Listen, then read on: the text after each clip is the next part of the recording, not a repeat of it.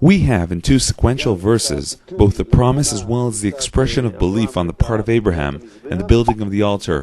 But in the middle, we have those few words which are very significant in my opinion. And the Canaanites were then in the land. The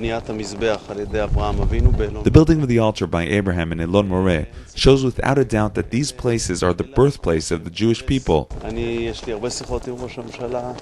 I've had many conversations with the Prime Minister. The Prime Minister is a friend of the settlement and he works as head of the state in a very complex arena. All in all, he navigates things in the right direction, and that's how I see it.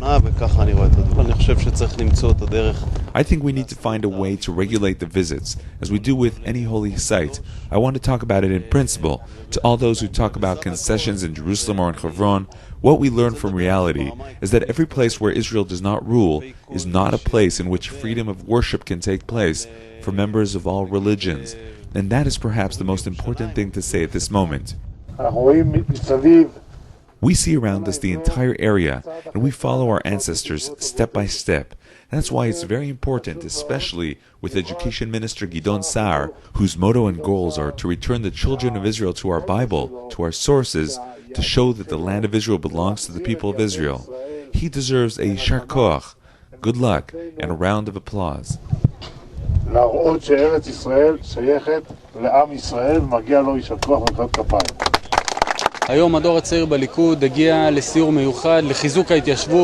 The young generation of the Likud came for a special tour, headed by Education Minister Gidon Saar, in order to strengthen the settlement.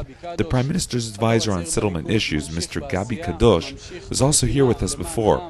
The young generation of the Likud continues to give for the sake of the people of Israel, the land and our birthplace, by educating about Zionism, more values, and nationalism. I was here while serving in the army, but this is my first time here as a citizen who comes to get to know the place more thoroughly, as well as the connection between the state and the people. This will give me a lot, and it can also give to everyone, and I hope that everyone comes here to learn about the place. These are very important things.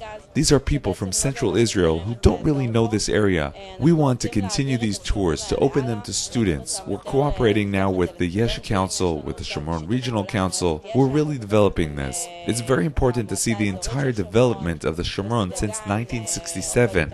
Be it the industrial zones, the vineyards, the agriculture. The young generation of the Likud came today to fulfill what Prime Minister Menachem Begin once said, that there should be more places like Elon Moreh.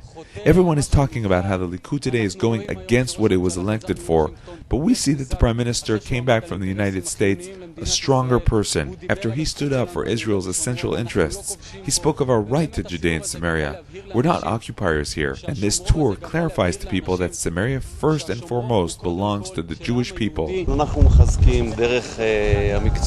We're strengthening by adding a new subject to the curriculum called Israeli Heritage and Culture, which actually is a study of Judaism and Zionism. We're conducting tours of Jerusalem and of Hebron.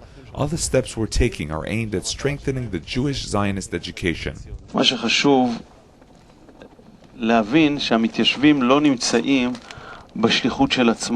What's important to understand is that the Jewish residents are not here on their own mission.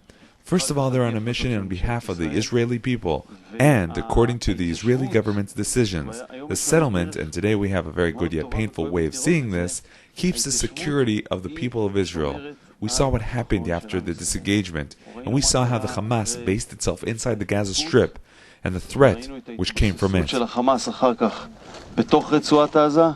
ובעצם את האיום הזה